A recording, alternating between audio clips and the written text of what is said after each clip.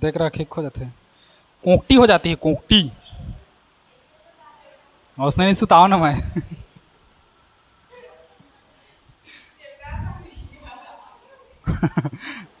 चलो आज हम लोग देखेंगे न्यूटन के गति विषयक नियम, है ना, गति के नियम। हेडिंग डालो, मैं नहीं डाला हूं ना।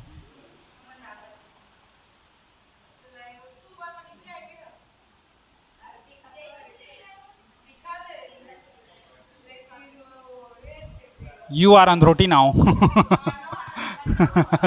चलो, न्यूटन के गति विषयक नियम, प्रथम नियम, द्वितीय नियम, तृतीय नियम, 3 नियम है। जैसे न्यूटन के 3 समीकरण थे ना, क्या क्या थे, जो भी थे बढ़िया थे। हाँ, न्यूटन का गति का समीकरण था ना, बस वैसे ही नियम है। न्यूटन का गति का समीकरण अलग है और नियम अलग है। समीकरण में वो v बराबर u प्लस ए टी वो सब वाला 3 ठो था ना सिस्टम, वो था। और उसके बाद अभी क्या है, न्यूटन के गति के समीकरण है। 3 समीकरण है। पहला समीकरण देखो क्या है, पहला समीकरण नहीं, प्रथम नियम या ब्रो।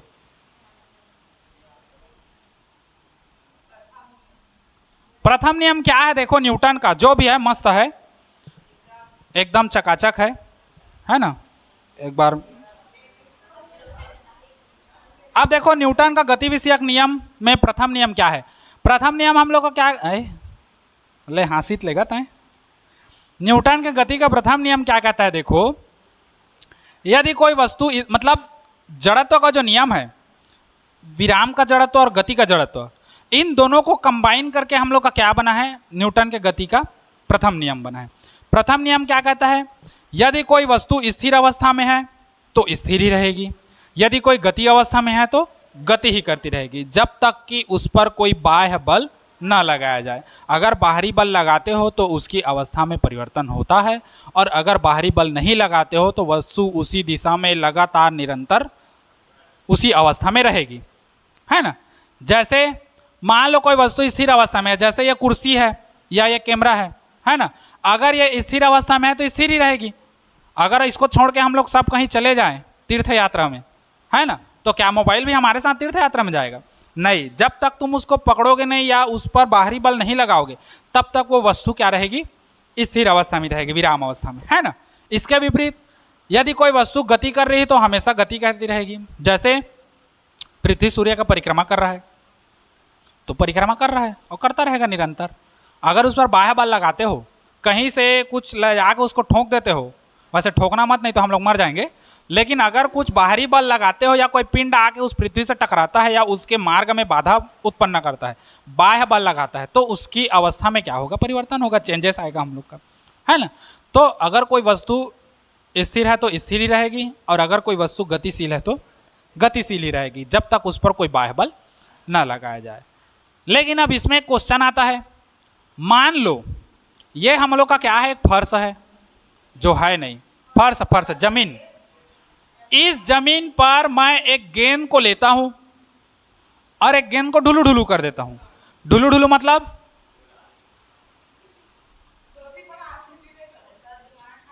नहीं खाते का, पेंटर बने हैं, सोला ऐसे करा था।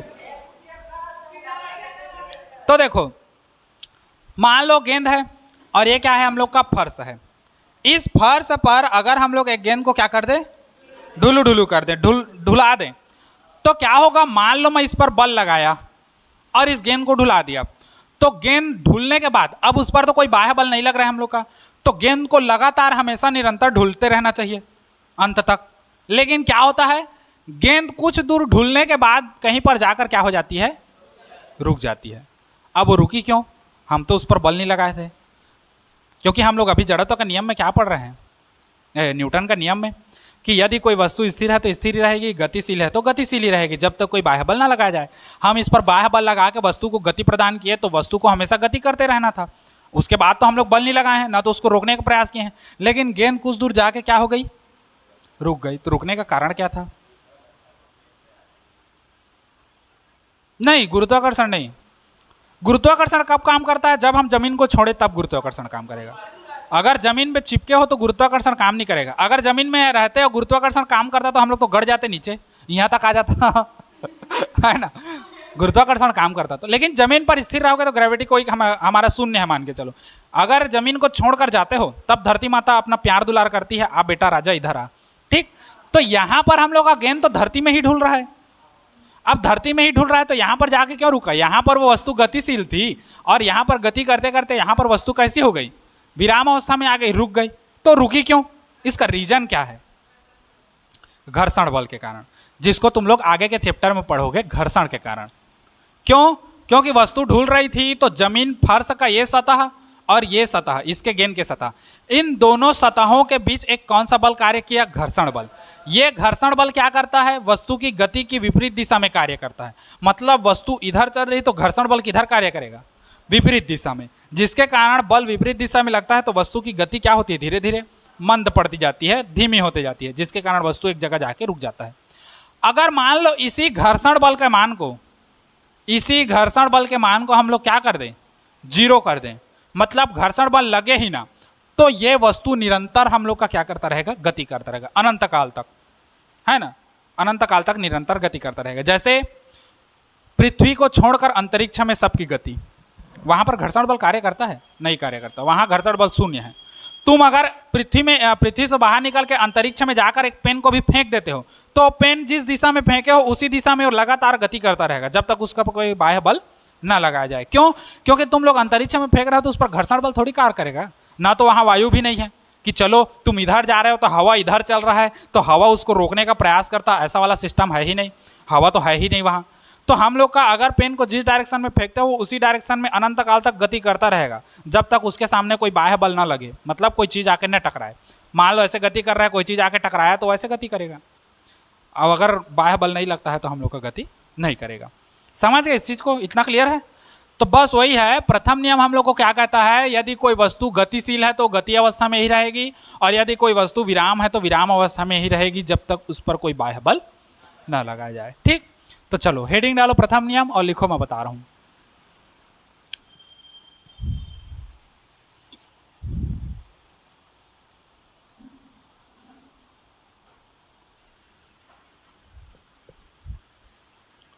हो गया? चलो लिखो, यदि कोई वस्तु स्थिर अवस्था में है,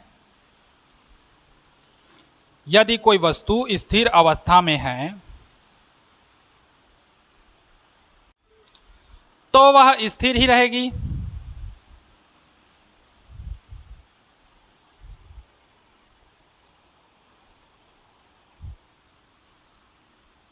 तो वह स्थिर ही रहेगी, और यदि गतिमान अवस्था में है, यदि गतिमान अवस्था में है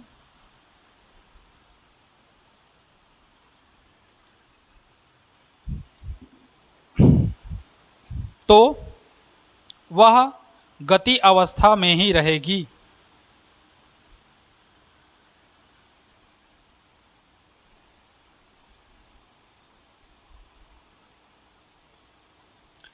हो गया? जब तक कि इस पर, जब तक कि इस पर कोई बाह्य बल न लगाया जाए, कोई बाह्य बल न लगाया जाए,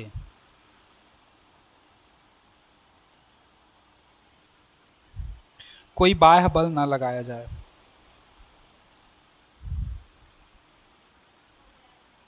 हो गया ना? हो गया?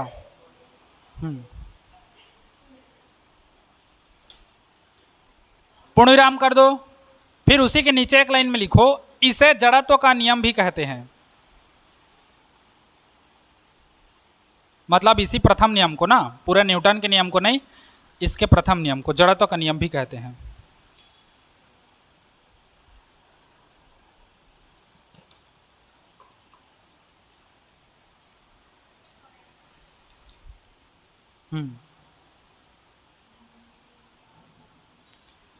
बुक में ना तुम लोग का जमा के नहीं दिया है, चीजों को आगे पीछे करके दिया है।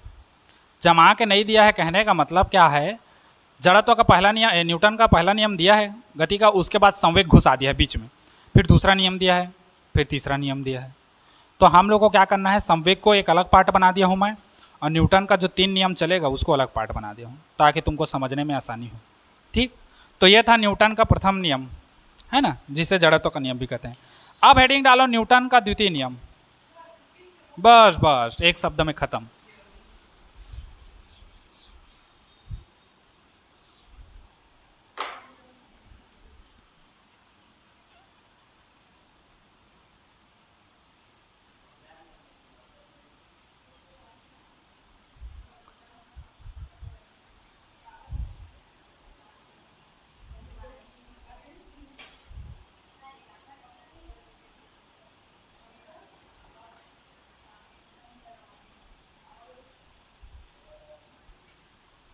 हो गया वो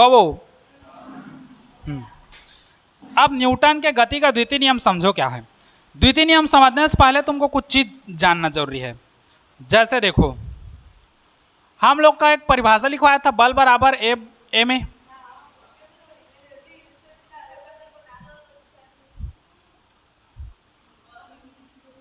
देखिस, तो F बराबर ए में, ये मैं उस टाइम डायरेक्ट लिखवा दिया था सीधा। ये आया कहां से इसको जानोगे पहले? खट खट डाला था, कहां से आया इसको जानोगे पहले? तो पहले उसी को चलते हैं। मान लो, ये अभी द्वितीय नियम नहीं है ना, समझने के लिए तुम्हारा। मान लो एक तल है जिस पर 3 अलग अलग द्रव्यमान की वस्तु रखाई है। अब द्रव्यमान के हिसाब से थोड़ा बड़ा बताऊंगा तब तो। मान लो इस वस्तु का द्रव्यमान है 5 किलोग्राम, इस वस्तु का द्रव्यमान है 10 किलोग्राम और इस वस्तु का द्रव्यमान है 20 किलोग्राम। तीनों को हमको 5 मीटर प्रति सेकंड के वेग से दौड़ाना है।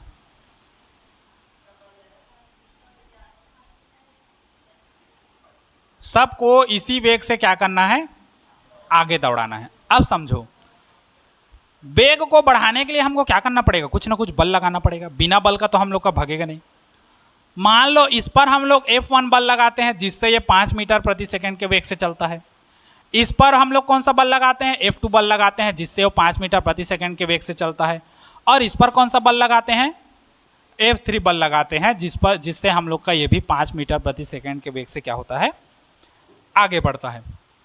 ठीक, अब समझो, यदि वस्तु का द्रव्यमान ज्यादा होगा तो उस पर बल कैसा लगेगा? उस पर बल कैसा लगेगा? ज्यादा लगेगा, क्योंकि ज्यादा बड़ी चीजों को हिलाने डुलाने के लिए ज्यादा बल लगता है। मान लो एक छोटा सा मैं तुमको गेंद दूं, है ना, या एक छोटा सा पत्थर दूं, उसको फेंकने के लिए कहूं तो उसको ज्यादा जोर से फेंकोगे, मतलब ज्यादा स्पीड में जाएगा। और वहीं बड़ा पत्थर दे दो तो तुम तो जितना बल लगा रहे हो उतना बल लगाओगे, लेकिन वो क्या होगा? धीरे चलेगा। तो मतलब हम लोग का अगर वजनदार कोई चीज है या जिसका द्रव्यमान ज्यादा है, उस पर हमको ज्यादा बल लगाना पड़ेगा अगर समान रूप से चलाना है।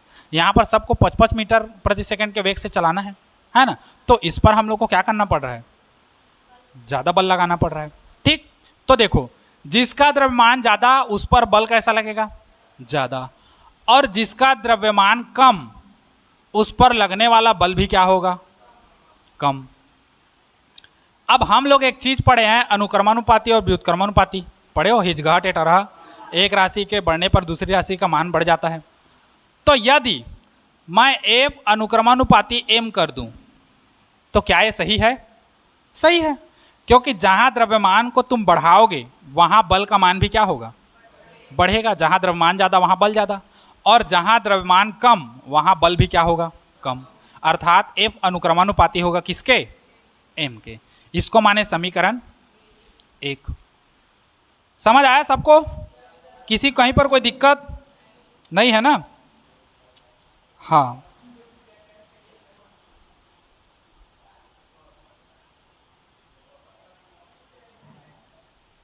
अब देखो, फिर एक ठो चीज लेके देखते हैं। फिर हम लोग क्या करते हैं? 3 ठो वस्तु ले आते हैं, सुंदर सा प्यारा सा। मान लो हमारे पास फिर 3 वस्तु है एक ही तल पर, 1, 2 और 3। अब इस बार वस्तु का तल क्या, वस्तु क्या है? एक समान है, द्रव्यमान समान है। वेग को हम बदलेंगे जैसे समवेग में किए थे, है ना, वैसे ही। मान लो इस वस्तु को हमको चलाना है 5 या 10 मीटर 10 मीटर प्रति सेकेंड के रफ्तार से इसको भगाना है, इसका वेग को इतना बढ़ाना है वस्तु को, इस वस्तु के वेग को 20 मीटर प्रति सेकेंड के वेग से बढ़ाना है, और इस वस्तु को कितने वेग से बढ़ाना है, हम लोग ज़्यादा ले लेते हैं, मान लो 70 मीटर प्रति सेकेंड के वेग से बढ़ाना है। मान लो पहले वस्तु का वेग क्या था, 0 था, है ना। अब समझो 0 से 70 तक ले जाने के लिए हम लोग को कितना का प्रयास करना पड़ेगा, 70 का। यहां 0 से 20 चढ़ाने के लिए हमको कितना का प्रयास करना पड़ेगा, और यहां 0 से इस यहां तक लाने के लिए कितना प्रयास करना पड़ेगा, 10 का। मतलब समझो यहां 0 से 10 तक वेग को बढ़ाने के लिए कुछ ना कुछ हमको बल लगाना पड़ेगा। मान लो इस पर बल क्या लगाए, F1, इस पर बल क्या लगाए, F2, और इस पर बल क्या लगाए, F3। तो 0 से 70 मीटर प्रति सेकेंड के वेग को बढ़ाने के लिए हमको बल ज़्यादा लगाना पड़ेगा, क्योंकि अगर किसी चीज़ को स्पीड ज़्यादा देना है तो ज़्यादा बल लगाओगे। सिंपल समझो, एक आदमी को धीरे से लात मारोगे तो धीरे फेंकाएगा, जोर से लात मारोगे तो जोर से फेंकाएगा। अब बल जितना ज़्यादा लगाओगे आदमी उतना दूर फेंकाएगा, मतलब उसका वेग उतना क्या हो जाएगा, ज़्यादा हो जाएगा। यहाँ पर तो देखो, अच्छा वेग में परिवर्तन हो रहा है, 0 से कहाँ लेके जा रहे हैं, 70, तो वेग में परिवर्तन हो रहा है तो क्या उत्पन्न हो रहा है, सीधा सीधा त्वरण। मतलब हम लोग वस्तु को कैसी गति करा रहे हैं, त्वरित गति करा रहे हैं। त्वरित गति मतलब त्वरण के साथ गति करा रहे हैं, ये त्वरित गति है। तो अगर जिस वस्तु का त्वरण ज़्यादा होगा, त्वरण ज़्यादा होगा, उस पर लगने वाला बल भी कैसा होगा, ज़्यादा होगा, क्योंकि 0 से 70 लेके जा रहे हो, 70 का डिफरेंस है, तो हम लोग को बल क्या लगाना पड़ेगा, ज़्यादा। यहाँ पर डिफरेंस कितना है, 10 का, 0 से 10 लेके जा रहे हो, तो जहाँ त्वरण हम लोग का कम होगा वहाँ बल भी कैसा लगेगा, कम लगेगा। अब यहाँ से एक हम लोग का कंडीशन और मिलता है, एफ अनुक्रमानुपाती होगा किसके, ए के। त्वरण ज़्यादा तो बल भी ज़्यादा, त्वरण कम तो बल भी कम, दोनों हो गया। समीकरण 1 और 2 से देखो, एफ अनुक्रमानुपाती हो जाएगा किसके, अब अनुक्रमानुपाती हटाओगे तक नियतांक लगता है, ये आ गया हम लोग का k इंटू ए में, जहां k क्या है, नियतांक है। परंतु प्रयोगों से अब हमारे वैज्ञानिक दिन रात कोरिया में खुसर के एक्सपेरिमेंट करते रहते थे। अब प्रयोगों से उनको ये पता चला कि k का मान कितना के बराबर होता है, 1 के बराबर। अब भगवान जाने वो क्या प्रयोग किए, उन्हीं लोग जाने, हमको तो नहीं पता है। यहाँ तक प्रयोगों से बोल दिए k का मान 1 होता है, तो k का मान F रखोगे तो F बराबर कितना आ जाएगा, यही हम लोग का क्या है, बल है। अर्थात किसी वस्तु के द्रव्यमान और त्वरण के गुणनफल को ही क्या कहते हैं हम लोग, बल कहते हैं। ये यहीं से आया था, समझे। अब देखो इसमें न्यूटन का गति का द्वितीय नियम क्या है, इसको मिटाऊं। अब न्यूटन के गति का द्वितीय नियम समझो। द्वितीय नियम क्या कहता है, किसी वस्तु के संवेग में परिवर्तन की दर उस पर लगाए गए बल के क्या होती है, अनुक्रम अनुपाती होती है। किसी वस्तु के संवेग में, वैसी है शायद, मेरे को नहीं पता एक बार, हाँ बराबर होती है, अनुक्रम अनुपाती नहीं होती, सॉरी, बराबर होती। किसी वस्तु के संवेग में परिवर्तन की दर उस पर लगाए गए बल के क्या होती है, बराबर होती है। इसी को सिद्ध करना है हमको, पेपर में भी दे देता है, ऐसे दे देता है पेपर में, न्यूटन के गति का द्वितीय नियम लिखिए करके, तो द्वितीय नियम लिखना, किसी वस्तु में संवेग में परिवर्तन की दर उस पर लगाए गए बल के क्या होता है, बराबर होता है। या ऐसे पूछ देता है, सिद्ध कीजिए करके देता है, सिद्ध कीजिए कि किसी वस्तु के संवेग में परिवर्तन की दर उस पर आरोपित बल के क्या होती है, बराबर होती है। तो ये सिद्ध करके देना है हमको, ठीक। तो द्वितीय नियम का हेडिंग डाले हो, चलो लिखो उसी में,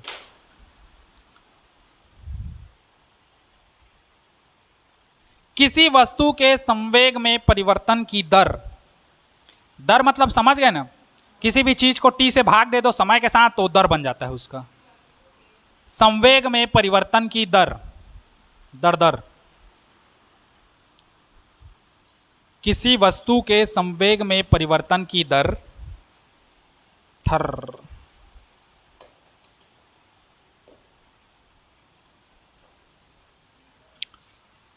उस पर आरोपित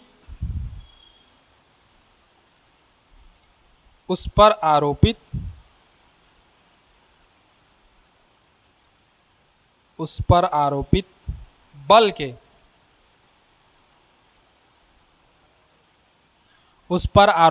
के बराबर होती है।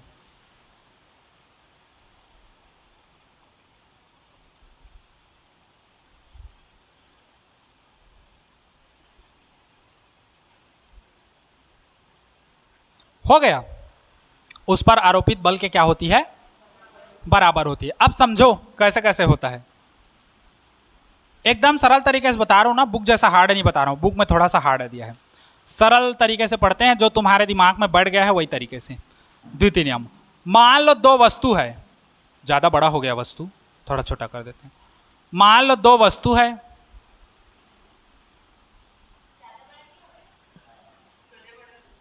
सब चलता है वो आजकल के दिन में। बस मान लो दो वस्तु जिसका द्रव्यमान क्या है? m है। वस्तु एक ही है, मतलब दो टाइप से बता रहा हूं, समझो। जैसे उसमें बताया था ना, क्या कहते हैं, न्यूटन का समीकरण। मान लो एक वस्तु जिसका द्रव्यमान m है, उसका प्रारंभिक वेग u है, t समय बाद वस्तु का अंतिम वेग क्या हो जाता है? v। बस सेम है, उसको रट्टा मान लो, हर जगह काम आता है वो। ठीक, तो माना एक m द्रव्यमान की वस्तु जिसका प्रारंभिक वेग क्या है? u है। t समय बाद वस्तु का अंतिम वेग क्या हो जाता है? v हो जाता है। द्रव्यमान में कोई फर्क पड़ेगा? नहीं पड़ेगा, द्रव्यमान जो का त्यों रहेगा। ऐसा थोड़ी है तुम यहां से शक्ति चले गए, तुम्हारा वजन घट के 10 हो गया, नहीं होगा, वो ज्यों का त्यों रहेगा। तो माना m द्रव्यमान की एक वस्तु जिसका प्रारंभिक वेग क्या था? u था। t समय बाद वस्तु का अंतिम वेग क्या हो जाता है? v। और इसी के अंतराल हम लोग किस पर बात करेंगे? संवेग पर, क्योंकि हम लोग को संवेग और बल के ऊपर हम लोग को संबंध ज्ञात करना है। मतलब इसमें नियम क्या कह रहा है? किसी वस्तु के संवेग में परिवर्तन की दर उस पर आरोपित बल के बराबर होती है। तो पहले वस्तु का संवेग निकालेंगे, तब तो हमको पता चलेगा। तो जमाना कैसे है? माना m द्रव्यमान की वस्तु जिसका प्रारंभिक वेग u तथा संवेग कितना है? इन दोनों का गुणा। मान लो इस वस्तु का संवेग p1 बराबर कितना हो जाएगा? mu, द्रव्यमान गुणित वेग, और t समय बाद वस्तु का संवेग p2 बराबर क्या हो जाएगा? mv। तो अब इसको बोलेंगे कैसे? चित्र को चुपचाप उठा के पटक देना। क्या होगा? माना m द्रव्यमान की वस्तु जिसका प्रारंभिक वेग u और संवेग क्या है? p1। ठीक, तथा t समय बाद वस्तु का अंतिम वेग v हो जाता है तथा उसका संवेग क्या हो जाता है? p2 हो जाता है। समझ गए इतना? उसके बाद फिर हम लोग का हल होगा। तो इस चित्र को बनाओ, फिर बता रहा हूं। चलो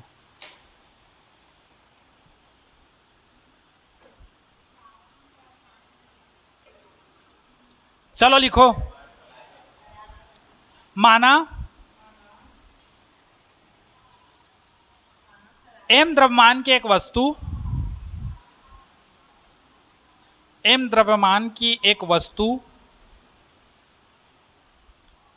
माना m द्रव्यमान की एक वस्तु जिसका प्रारंभिक वेग u, स्मॉल u, छोटका वाला,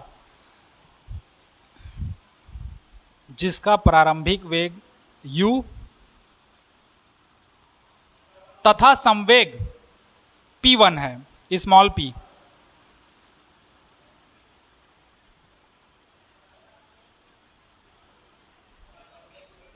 है, हो गया, पूर्ण विराम कर दो। t समय बाद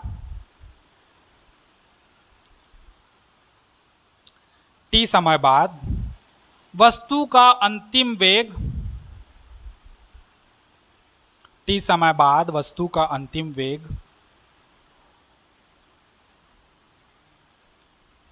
v, छोटा भी ये दे, तथा संवेग p2 हो जाता है, तथा संवेग p2 हो जाता है। p2 हो जाता है। हो गया, बस जाओ घर अब। देखो और एक चीज देखो, एक हम दो चीज मेंशन किए, हम लोग किसके किसके बीच संबंध देखेंगे, एफ और पी के बीच संवेग में परिवर्तन बोला है, तो डेल पी आएगा, है ना। अब बल को भी मेंशन करोगे, बल कहां से आएगा, देखो वेग में परिवर्तन कब होगा, बल लगेगा ना। वहां पर एक छोटा सा चीज लिखवा देना था मेरे को, टी समय पर वस्तु पर एफ बल लगाया जाता है जिसका उसका वेग वो हो जाता है। खैर चलो कोई दिक्कत नहीं। मान लो एफ बल लगाओगे तो वस्तु के वेग में क्या होगा, परिवर्तन होगा। बिना बिना बल के परिवर्तन होगा क्या, नहीं होगा। कहां कहां तक लिखे हो,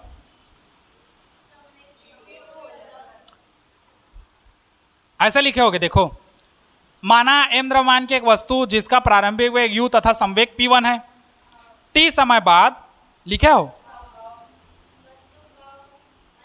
वस्तु का नहीं, उसको करो वस्तु पर f बल लगता है, हाँ उसी को थोड़ा सा एडजस्ट कर दो, कहीं पर लिख लो ऐसे, t समय बाद वस्तु पर f बल लगता है जिससे,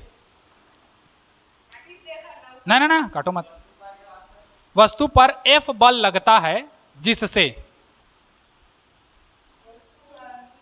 हाँ जिससे वस्तु का अंतिम वेग v और संवेग p2 हो जाता है, बस उतना ही है। या ब्रो हो गया, बस छोटा सा है। अगर भूल गए मेंशन करना तो कोई भी बहुत बड़ी बात नहीं है, उसको बाद में भी लिख सकते हो तुम लोग।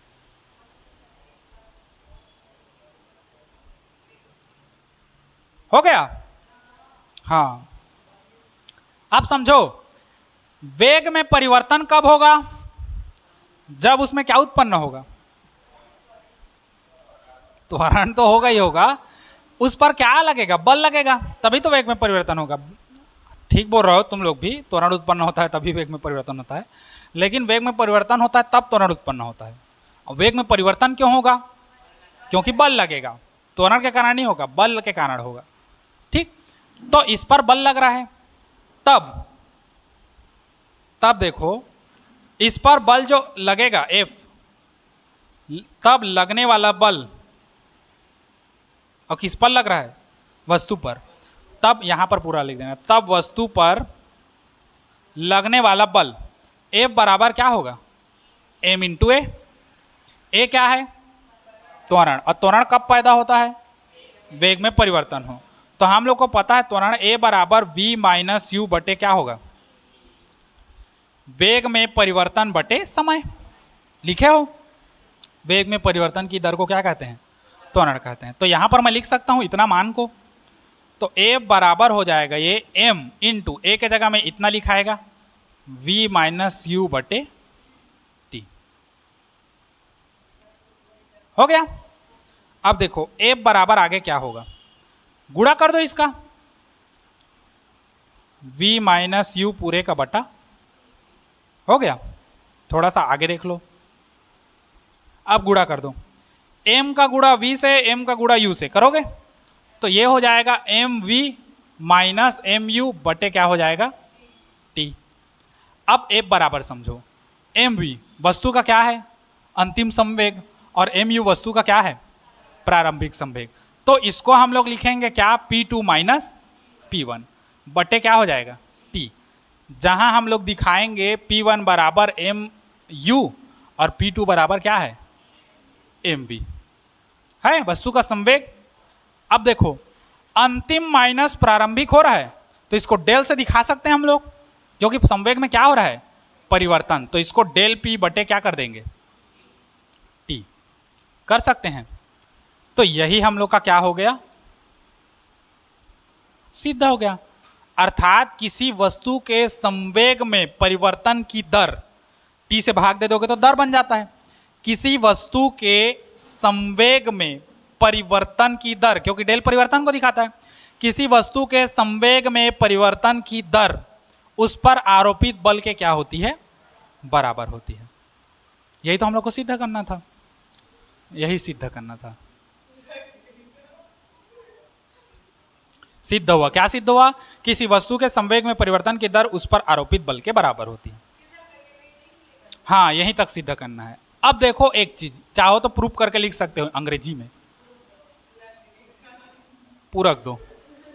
अब यहीं से बल का एक और परिभाषा निकलता है। बल का कई तो परिभाषा है। किसी वस्तु पर लगने वाले बल को बल कहते हैं।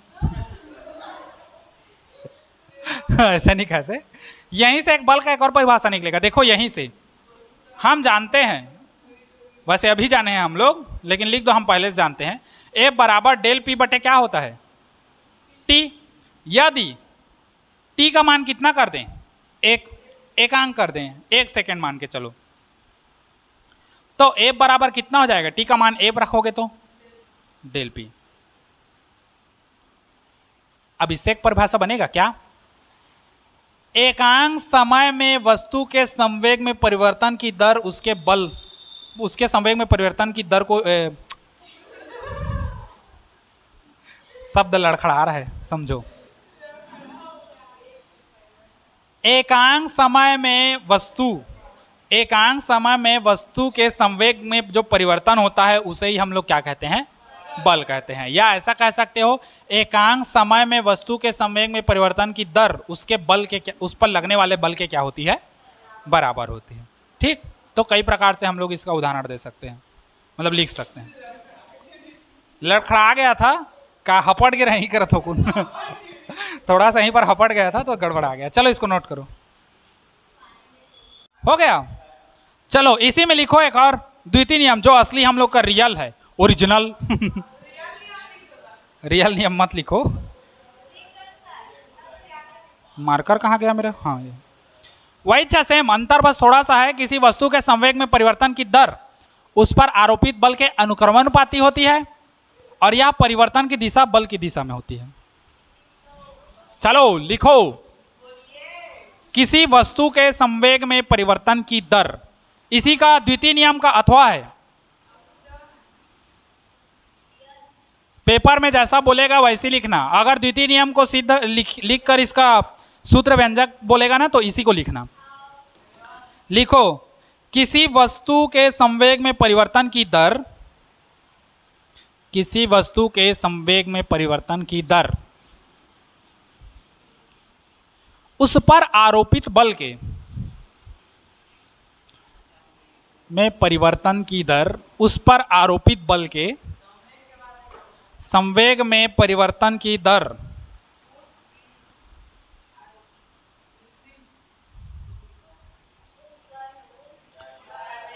उस पर आरोपित बल के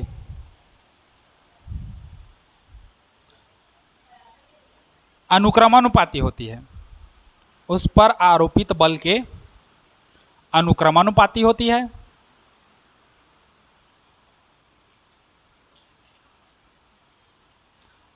और यह परिवर्तन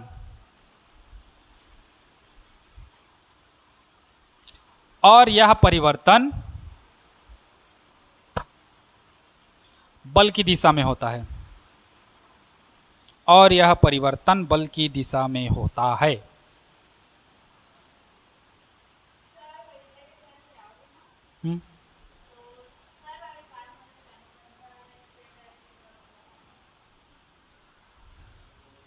हो गया।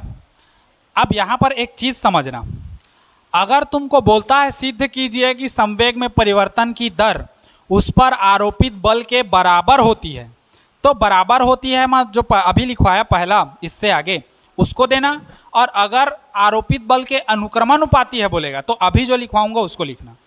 अनुक्रमानुपाती और बराबर इन्हीं दोनों का खेल है। अनुक्रमानुपाती बोलेगा तो अभी बताऊंगा वो, और अगर बराबर पूछता है तो जो पहले बताया वो। ठीक, तो देखो इसके अनुसार क्या होगा। माना m द्रव्यमान की वस्तु विवेक से गतिमान है। माना, लिख लो, चलो तुम लोग को बोल दे रहा हूं, चलो। माना m द्रव्यमान की वस्तु, m द्रव्यमान की वस्तु v वेग से, स्मॉल v छोटा v, v वेग से गतिमान है,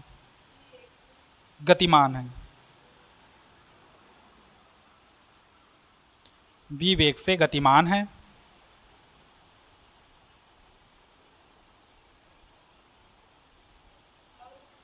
हो गया, v वेग से गतिमान है, तब वस्तु का संवेग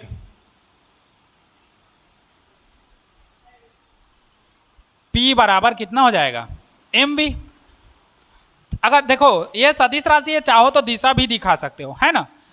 p हम लोग का क्या है, संवेग सदिश राशि है, द्रव्यमान अदिश है, वेग क्या है, सदिश है, तो इसको ऐसे दिखा सकते हो, m इंटू वी वेक्टर। ठीक,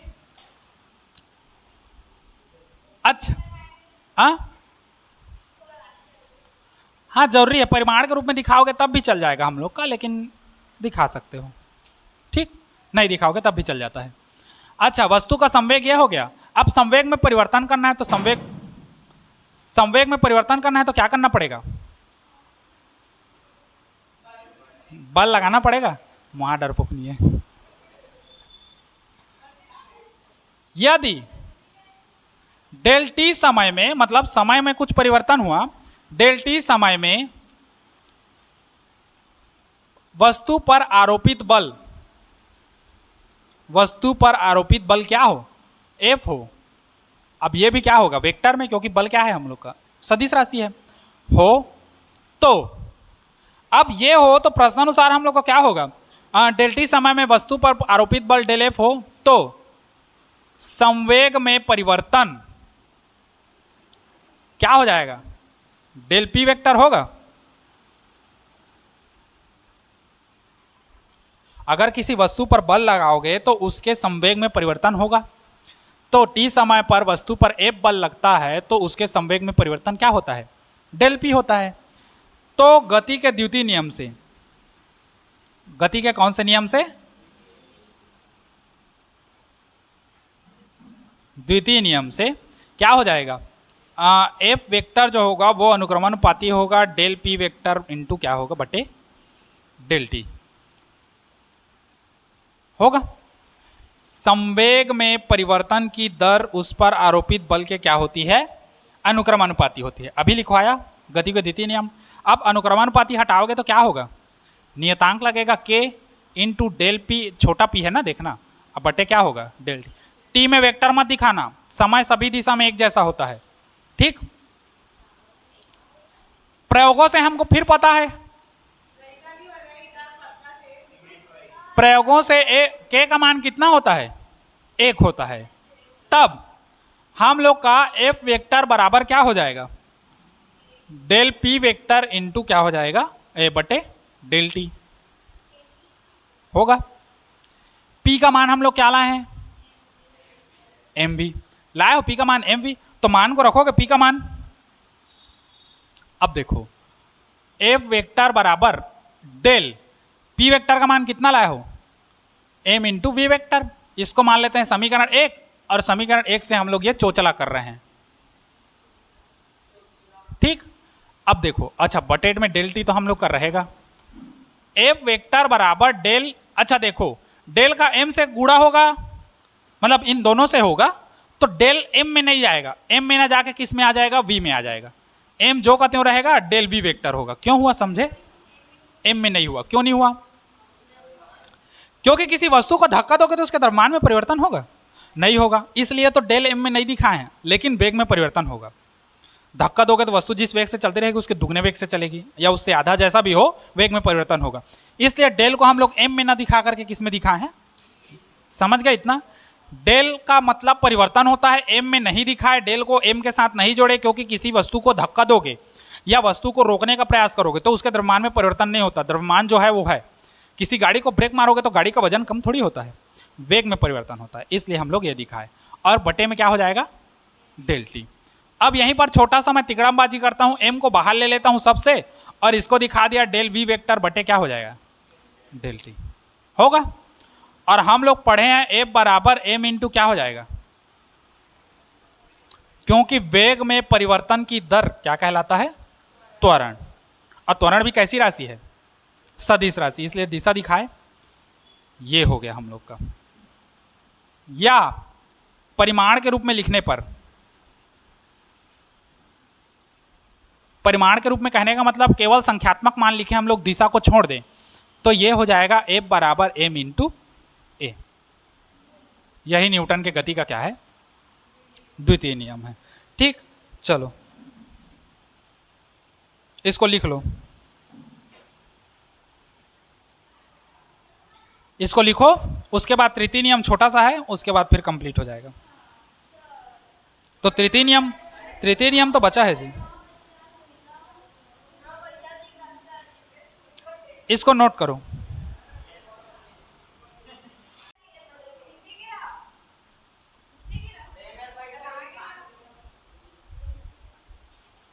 अब देखो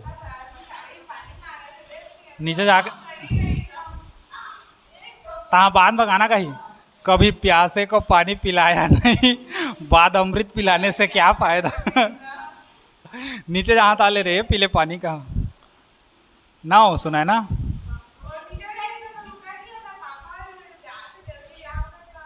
हाँ, कितना टाइम चाहिए, कितना टाइम?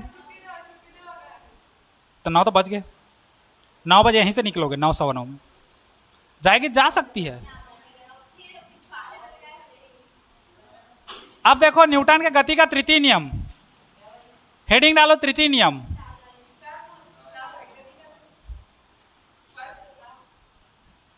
तृतीय नियम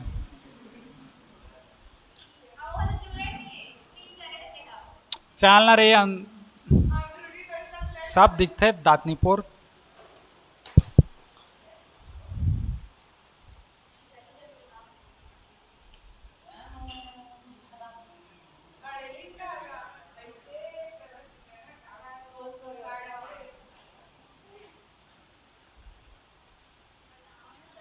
हो गया।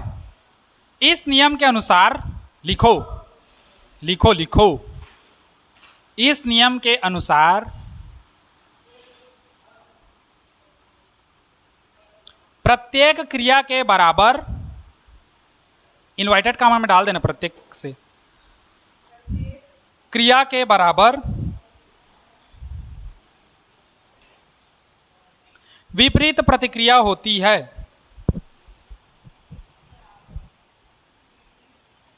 विपरीत प्रतिक्रिया होती है, बराबर विपरीत प्रतिक्रिया होती है।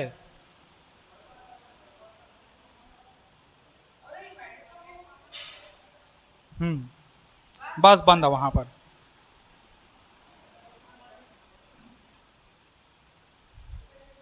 हो गया, जैसे समझो, हाँ हाँ बस अब समझ लो। मान लो ये कोई वस्तु, कोई टेबल है, अति सुंदर है ना, 200 रुपये का टेबल है, ले जाइए मोर करा ले।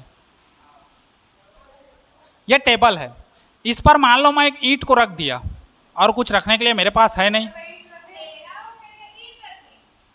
हाँ,